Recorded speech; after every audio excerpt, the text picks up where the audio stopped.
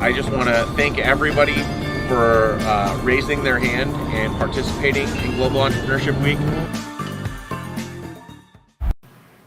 All right, we are back here at the Westside Community Incubator, and it's a Global Entrepreneurship Network team here again. My name is Elias Benjelloun, and I'm here with the serial entrepreneur, Guy Dawson. Guy, how are you? It is a pleasure to be here. I am doing fantastic, Elias. Definitely. It just feels so natural to do the handshake, for the podcast. So I'm excited that Guy joins us because not only is he the owner and operator of Classic Communications, a marketing PR agency, he's also the founder of the Cause Marketing Chamber of Commerce, but he's also the recently elected president of the APRI Institute. All amazing things I'm excited to talk to you about today. Yeah, like I mentioned, Elias, I'm so impressed with what you guys are doing over here at Nevada Partners, encouraging the entrepreneurial spirit, and really grateful for the opportunity to come and share some of the things that are going on in my entrepreneurial journey. Definitely, yes. Speak on that journey for us, please. I mean, I'd love to hear about, what this year has been like for you. What are some, what has that entrepreneurial journey been like for Guy in 2025? This has been a really a very productive year, Elias. Coming out of COVID, there were a lot of challenges. For me, early on in the pandemic, our business was really, really thriving.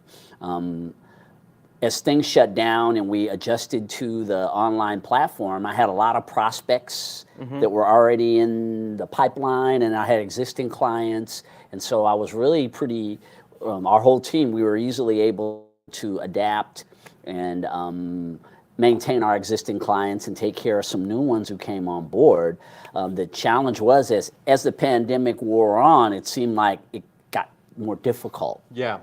Business tightened up, and there was so much uncertainty, and uncertainty is not necessarily the greatest environment for business. Absolutely. And so, it got tough for a couple of years, but I mean, that's business.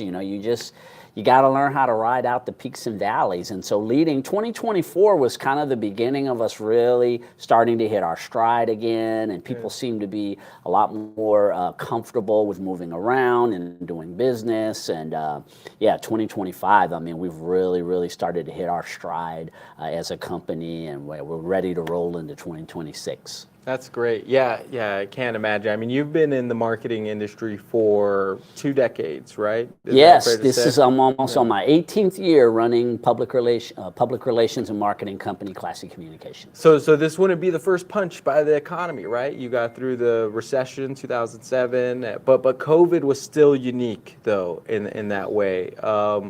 What are you seeing, being what I would call like a battle-tested CEO, right? Because you've got the CEO of a good time, and you got the CEO of a bad time, and COVID was that bad time. So what were some of those lessons or some of those insights that pulled you through it, that let you get into this year? I think it was, you just have to be very committed, Elias, to your craft or your business. You have to be really all in to weather all the different environments that you encounter. Like you had mentioned, I started my business in 2008, which was a really challenging time. And I think that kind of helped me to become battle tested, because I got started in a very difficult economic environment.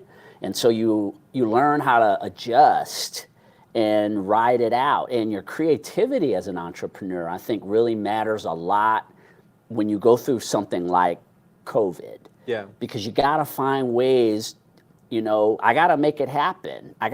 So you adjust, you become very resourceful, but you know how to be resourceful. And so that's the thing, Elias. There's actually part of the learning is you get in these environments where your resourcefulness carries you through, and then when you hit another one of those difficult times, as you know, there's always cycles in business. It's never going to be all up and it's never going to be all down. But if you're resourceful and you're focused and you ride it out and you don't quit, so much of being an entrepreneur is just not quitting. I would say that's almost 80% of the battle. It's just you don't quit no matter what. And the things that you need to carry you through inevitably will show up. Of course, you got to work hard, though. You got to be out there keeping your business going at all times and we've never stopped doing business over all these years. That's great. Yeah, I think resourcefulness is definitely that, along with resilience, is some of those not much talked about enough traits for entrepreneurs in this space. And I think a part of that is taking inventory of the market that you're in, right? And seeing, okay, where's the market and where's my company's positioning in relationship to that market, and where are the gaps that I can start to uniquely fill. And I think cause marketing is a part of that story for you, right? In terms of, not everybody in the PR space is talking about cause marketing. They're not informing their corporate clients about that, or working with other agencies that put that as a pillar. And so can you talk about that journey for you? What led to the creation of the Cause Marketing Chamber of Commerce, and is that something you're practicing in your agency? Right. So Elias, what happened was back in 2008, to circle back to the beginning of us getting the company up and running, with that being such a difficult time where a lot of companies, I had written the business plan for the company in 2007, and then of course, everything really went sideways in 2008. Entering into a new industry that I had never been a part of, never went to school in Vegas I went to college, but my major was not journalism. Where'd you go? Cal State Dominguez Hills. Okay. And Cerritos College, so I'm Awesome. from Southern California. Nice. Great. And anyway, coming to Vegas, and I had been living here since '96, so I'd been in the town for a long time, and but to start a brand new business in that type of an economic environment, one of the mistakes that I feel a lot of businesses make is when things get tough, you should probably be investing more of your money in, not even probably, you should definitely be investing more of your resources into getting the word out about what you do. But what people were doing, it was the opposite, is they were pulling their money out of marketing. So here we are starting a brand new company in this type of an economic environment. It was hard to get customers. So I started reaching out to nonprofit organizations and offering pro bono work for them, because I wanted to serve people in my community, but also start to build my portfolio for the time when things turned around. I knew it wasn't going to last forever, what we were experiencing. So that's what I did. I really started doing a lot of partnerships, writing press releases, managing social media sites, booking media engagements for nonprofit organizations. And I got that experience. It worked out great because they needed the help. And that was essentially the beginnings of cause marketing for me. I didn't know the words cause marketing. I hadn't heard that actual word until 2015. Oh, wow. And that was when we started hosting this nonprofit expo called Businesses with Heart. And that was when I was introduced to the phrase cause marketing. I knew about philanthropy. Being a PR person, that's always, generally, most PR people have some element of their discipline that revolves around helping clients to leverage relationships with nonprofit organizations to bring greater notoriety and become more profitable. When we started hosting these events in 2015, it really surprised me how much interest there was in the community with this whole concept of cause marketing, doing business and partnering with nonprofit organizations. And we started hosting these expos, and it was great. People showed up. They learned about how they could leverage, again, these partnerships with nonprofits to build their credibility and to become more profitable, because there are people out there who will deliberately do business with you because you are seen as a business that gives back to your community. And so we hosted those events up until around 2019. We just had our last Businesses with Heart event was on early in October, or it was September the 29th. So that was our 12th event that we've hosted since 2015. It's just a great opportunity to bring what I call two pillars of the community together, the for-profit and nonprofit sectors. Great. This is an event you hosted this year? Yes. Also? Oh, yeah, good. I was over at Sahara West Library. Nice. And we've hosted it at all kinds of different venues. Yeah. The first one was at College of Southern Nevada up on Cheyenne. So every element that we need, it just always comes together to put these. But in 2019, we made a decision that we wanted to do something more sustainable than just hosting events. and we decided that we were going to put together I came up with the actual name in the shower. It just came to me, Elias. I was What was taking that? it just said, start a cause marketing chamber of commerce. Nice. While I was taking Yeah. a shower one Yeah. day, and I said, "Oh, I'm very spiritual, so I believe in." I love that. That was the vehicle. So we started up a 501c6 nonprofit organization called the Cause Marketing Chamber of Commerce.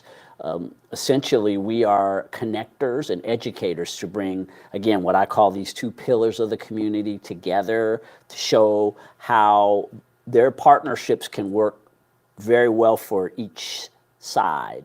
And so we teach, business principles to help for-profit businesses to be sustainable, as well as business practices to help nonprofit businesses to be sustainable. Because a lot of times what I've seen, Elias, through a lot of years working with nonprofits is people who start those types of organizations generally have huge hearts and they see something in the community that they want to improve, but sometimes they don't look at what they're doing as a business.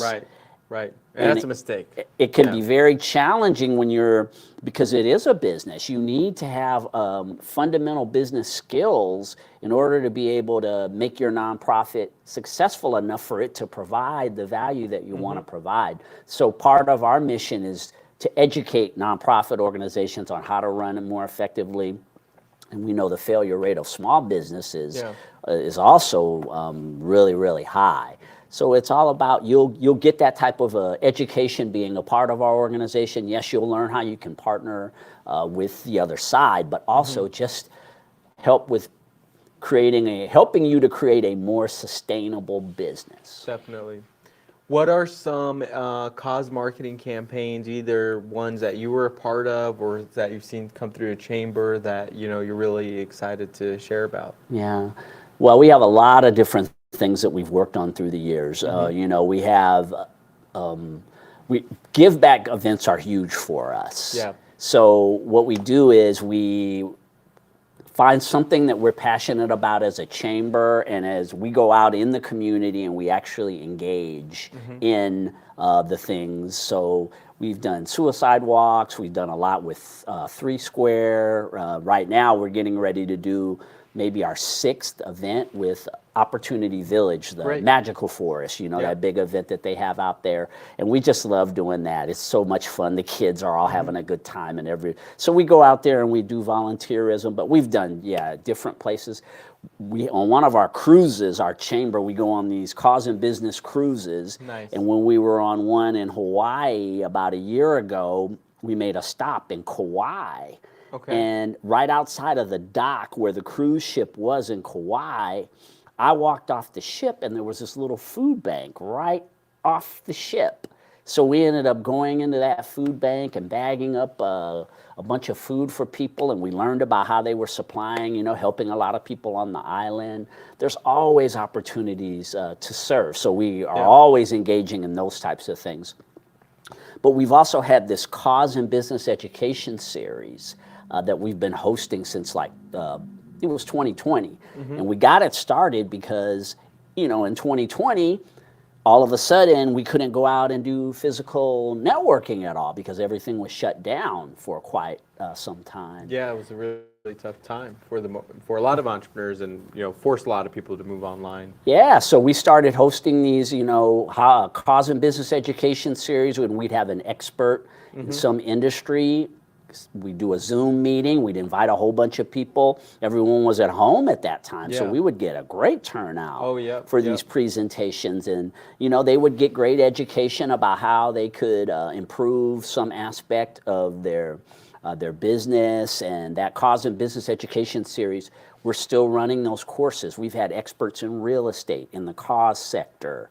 We've had restaurant owners, we've had networkers, we've had just loan officers, grant writers, all these different people who provide their expertise to our audience. And so we're really looking forward in the new year. I have an excellent project manager that we're going to be probably having our first one in 2026. Okay. The phenomenal. This guy is just, project managers are, to me, they are some of the sharpest people that you'll ever meet. So I'm really looking forward to that. Great. Yes, we've got a whole lot of things. We're going to be developing a specific leadership platform within the Cause Marketing Chamber of Commerce to help both the people who run nonprofit organizations and people who run traditional businesses to really enhance their skills in leadership. As you know, Elias, you got to be a strong leader in order to be a strong entrepreneur. Absolutely. Yeah, and the project management piece is going to be great. I'm looking forward to that. Definitely let us know so we can invite our audience, come be a part of that. That's something we can do. And so in this journey of yours of entrepreneurship, cause marketing, and now we're going into the leg of civic engagement, right? Mm-hmm. And can you tell us, especially, for those of us who don't know what, the APR is, A. Philip Randolph Institute, what's all that about and how you got involved?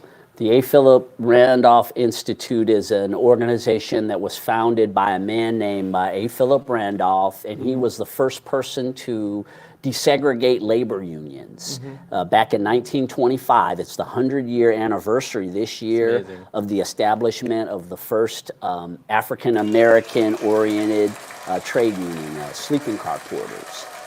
And so he, up until that time, just like so much of American life, segregation ran rampant within the labor unions, and through a lot of hard work and a lot of commitment and against a lot of barriers, A. Philip Randolph was able to establish this trade union. And from there, so the sleeping car porters labor union became very successful, and from there he really engaged in a lot of other things within the AFL-CIO, which is the governing body, the main governing body of labor unions in America is the AFL-CIO.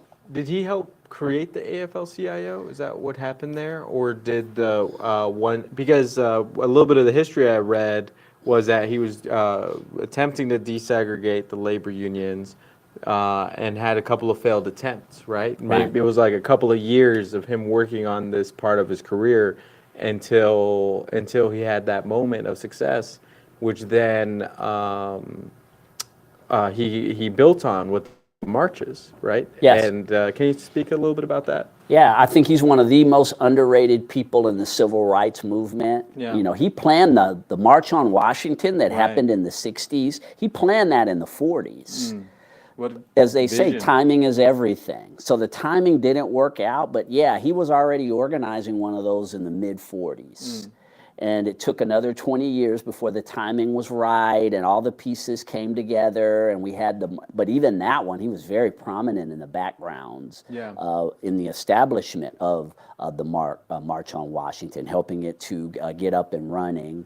And so yes, he's very prominent in the AFL-CIO, and then later in the 60s, he established the A. Philip Randolph Institute as a way to continue to champion union inclusion, minority, specifically black union inclusion, and of course, civics, as you mentioned. So encouraging people to vote, register, participate in your community. And I'm in, I'd say local 720. I'm in the stagehands union here in Las Vegas. I've been a stagehand so while I've been working in business, I've been working throughout all these years. So I've been a union member for many, many years, and our union, we're the stagehands. We're the behind the scenes people for all the shows and conventions. And so yes, as the president of the A. Philip Randolph Institute Las Vegas, I'm all about helping people to achieve a greater standard of living through becoming union workers.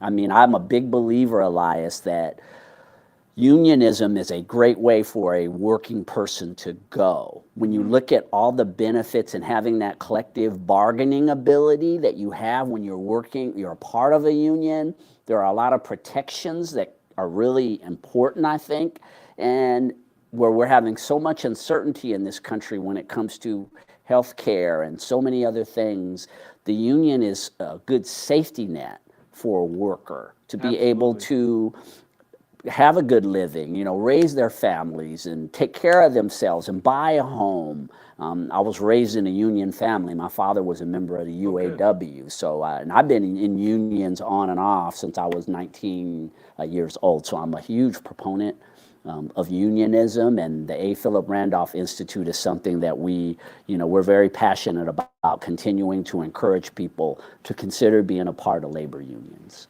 That's great. I think a lot of people might have misconceptions about labor unions, at least in terms of, people who aren't in the union, or especially I'm talking about some folks who are interested in a career change, right? Or maybe they're a young person who is not going the collegiate route, right? Or whatever that looks like for anybody.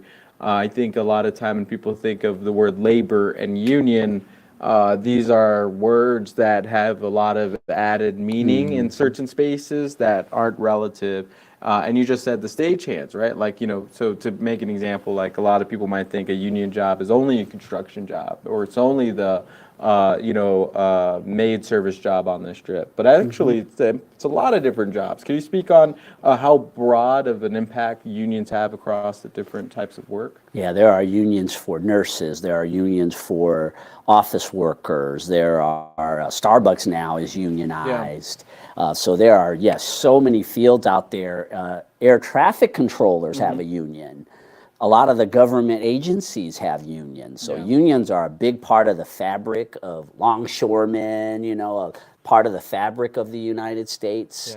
And again, I know people have lots of different opinions about the viability of them. All I can do is speak as a person who was raised in a union household. My father didn't have an education. He was in the Air Force. He got out of the Air Force, and he had that connection, and he was able to get a job working for what was called McDonnell Douglas back then, which is now Boeing. Okay. So he was 21 years old, and because he had been in the military, he had the opportunity to get this job. He was making a good living at a young age, and he raised our whole family with his union salary. I mean, my mother worked also, but just, he was the main breadwinner of the house. And so I got to, again, the health insurance, we lived a pretty good life being raised by a union worker. And my own experience, becoming an adult, first union I got into was the Teamsters. Okay. And that was out in California. I was working, while I was in college, I worked for UPS in the warehouse. And so right away, for me, again, having been around unions all my life, I understood nothing's perfect. Nothing's all good or nothing's all bad. That's kind of the way I look at things. But right away, I was able to start to build a pension. I was able to, everything that I had seen my father do, I did. And then when I moved to Vegas in 1996, I was initially a non-union stagehand. And then in 1997, I had the chance to join the laborers union. So then I joined the laborers union, and I worked on a lot of the casinos out here, built them. That's great. And then later I ended up getting into the stagehands union. So yeah, I only speak from my own experience of how being in a union, and it allowed me to be able to raise my family, my son, and take care of him. It was through the money that I was making, the health insurance, the whole package that I had as a union worker. So yeah, take what you like, right, and leave the rest. But just my experience is, for a working person, there is a great deal of benefit becoming part of a union.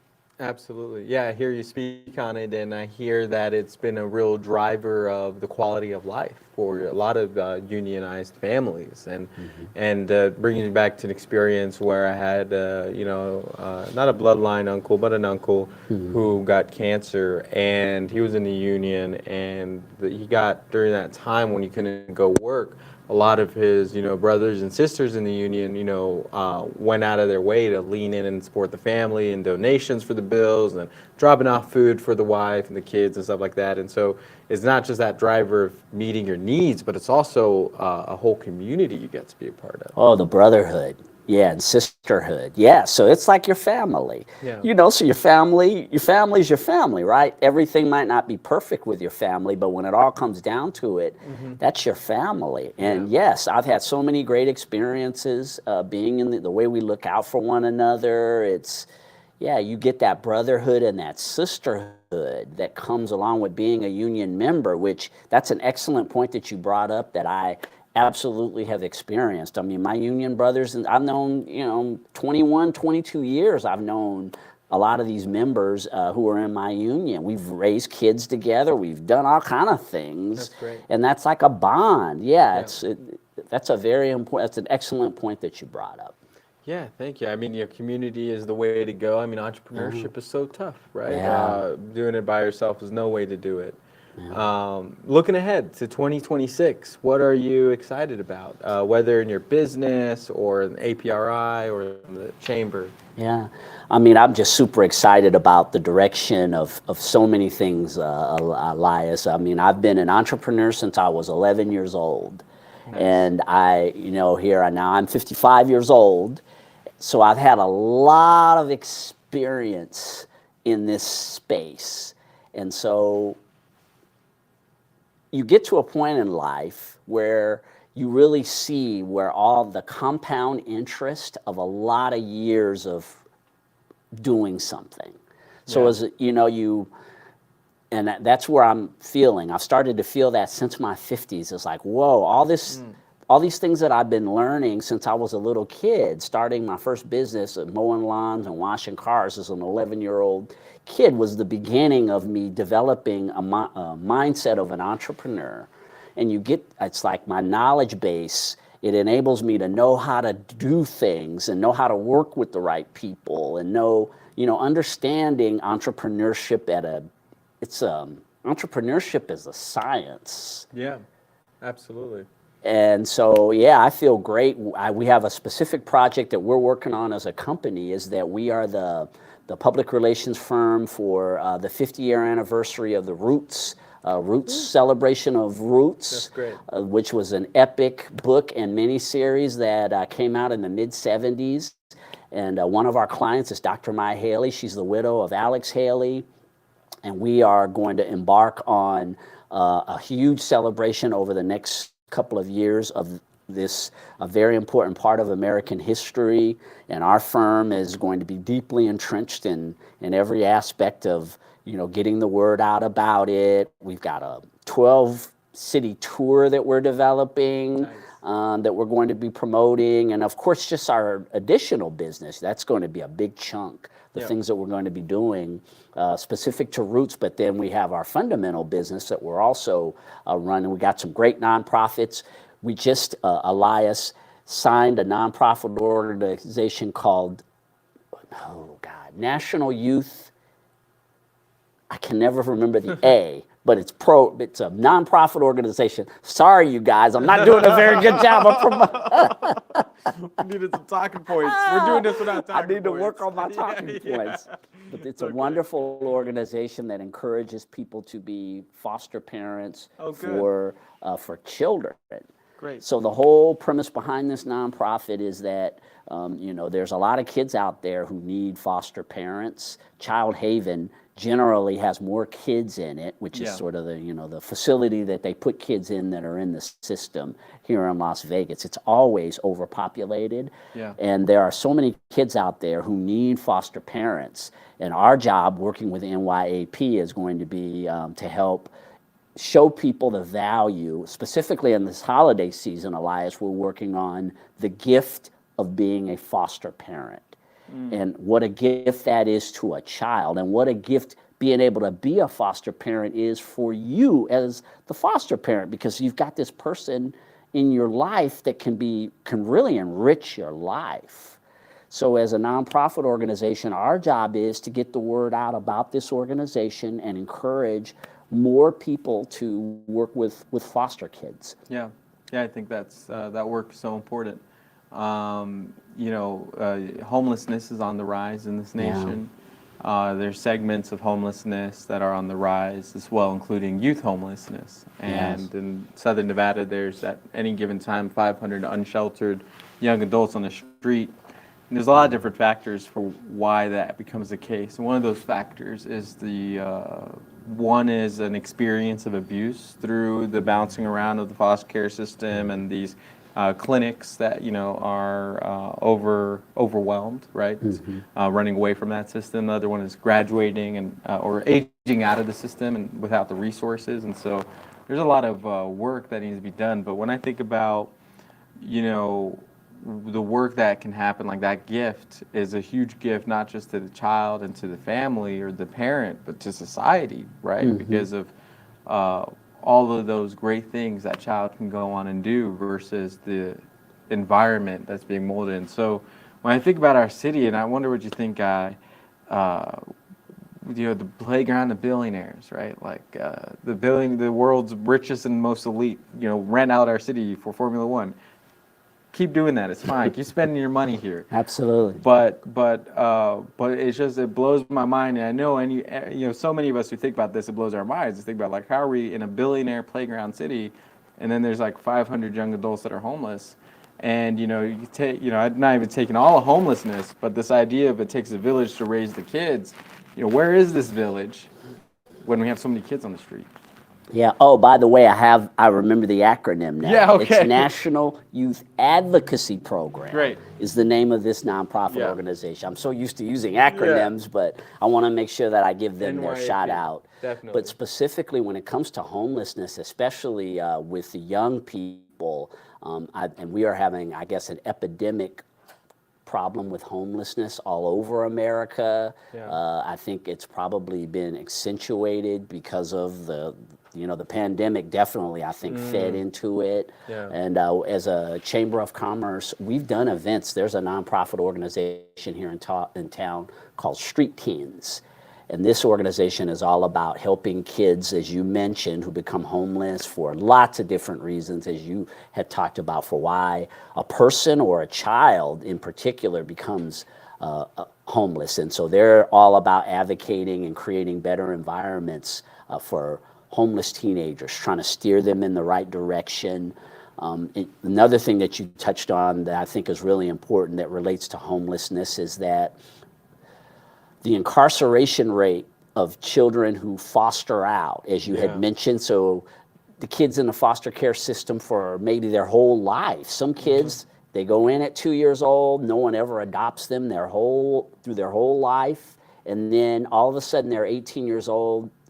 Who knows how many different foster care homes they've been in over all that time, but because they're 18 years old, they're kicked out because you're an adult now.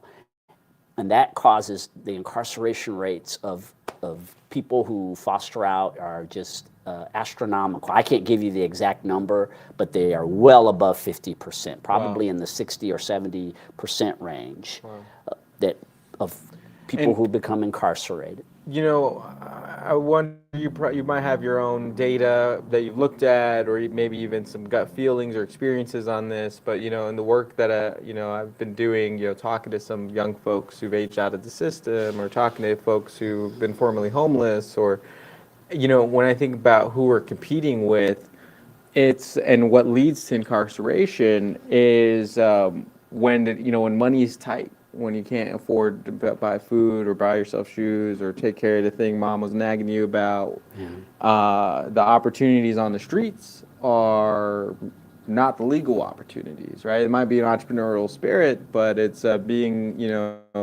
directed into maybe, selling stuff they shouldn't be selling, or doing things they shouldn't be doing, or committing acts of violence.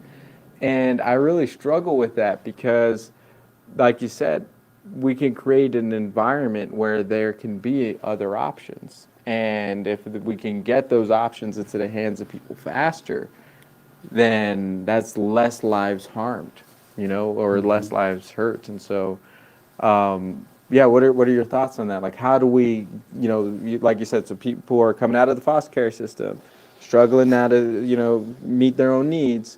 And so, they might meet two OGs. An OG1 is go to the library, but I don't got no money for you. And OG2 is go run this thing across the block, and I got some money for you.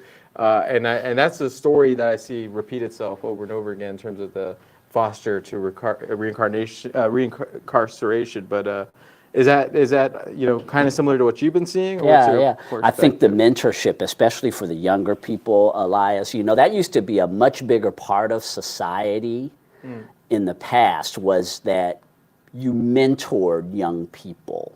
When you say you got into a trade, say you became a blacksmith or you became a carpenter, you had someone who was you were an apprentice and you had someone who was your mentor. Yeah. So not just your parents. I mean, yes, if you're fortunate enough to have good parents who are great mentors, that's fantastic. But even in those times, everybody didn't have great parents, but you had other people in society who could act as that mentor type person for men and women. And so for me, I think Elias is, yes, community. I mean, I'm all about, we're the example, those of us who engage in the type of community work that you engage in as entrepreneurs as well. And our example is very powerful. But how can we get more people, specifically with the youth, to take the time to mentor? Because young people want to be guided. Yeah. We live in a different world now. You've got a lot of electronics and there's a whole lot of other things that, like when I was growing up, there was no internet. I mean, it was a much simpler life before we had the internet, but that doesn't mean that young people don't want guidance. We know when you're young, you know you don't know things, even though you're stubborn and you don't always listen. I don't know if you ever experienced that as a very young person, but deep down in your heart, you know you need guidance. Definitely. And so I feel that for those of us who are older and have had more experience in life, and there needs to be more of the OGs. I mean, you're always going to have the OGs on the other side, and I mean that's just a choice. You know, the young person's got to choose. Am I going to go, like you said, am I going to go with the OG who's going to hand me the package and risk what comes with moving that package? Or am I going to work with the OG who's going to try to get me into the carpenters union so I can build a career and be able to take care of my family for the rest of my life? Yeah. So people, it's always a choice. We as people, we have to make choices, but creating environments that position young people to make better choices. Definitely. And to encourage them, reach out to positive people in your community. That's not being a square. Getting a good job as a carpenter or going to college, being a square is not a bad, you know what I mean? Like, so sometimes people are so wrapped up in being cool. Oh yeah, yeah. And it's pretty cool to, go to college and travel the world, right? Yeah. That's pretty cool. Yeah. I think people are, maybe afraid. There's a lot in the culture to unpack. We don't got to unpack it all today, but I've agreed with where you're taking us, and I think it takes so much more of us, and to me, cause marketing is a no-brainer. Creating win-win scenarios between for-profit businesses, nonprofit organizations, the government societies we're in, that's a no-brainer. I hope we move towards more of that as a standard. Guy, any final words you want to share with the audience? How can they get in touch with you, work with you? Take it away. No, I love what you guys are doing here at Nevada Partners, and for those of us who really appreciate conscious capitalism, right? That's sort of my platform that I've been developing. This is my space in the capitalistic realm. I got lots of friends, and they're hardcore capitalists, and they roll in a different direction. And I mean, something for everyone. But this is what I've discovered through my years, Elias, is I know when I'm in the right lane, and when it's. I was having this conversation with one of my team members last night about, for me at this point, doing business has to have meaning. And the more meaning that it has, that's what gets me out of bed in the morning and out. Not every day is the greatest day, as you know, as an entrepreneur. I mean, you go through emotionally, you go through a lot of things as an entrepreneur, but I think what carries me through everything that you go through being an entrepreneur, money's here, money's gone, this, that, but the meaning behind the work for me matters. And so, yes, again, thank you so much, Nevada Partners, for the opportunity to share my entrepreneurial journey. And I love your spirit, Elias. And I see nothing but success coming out of all of this. And looking forward to contributing in whatever way I can. Thank you so much, Guy. It was a real pleasure. I appreciate it.